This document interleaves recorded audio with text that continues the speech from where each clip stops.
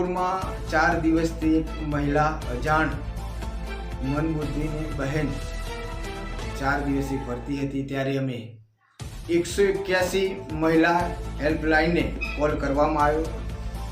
આ ગાડી 15 મિનિટની અંદર માલપુર પહોંચી ગઈ હતી અને આ બેનને લઈ અને મોડાસા ખાતે સખી વન સ્ટોપ સેન્ટર આશ્રમ દ્વારા મોકલવામાં આવી છે।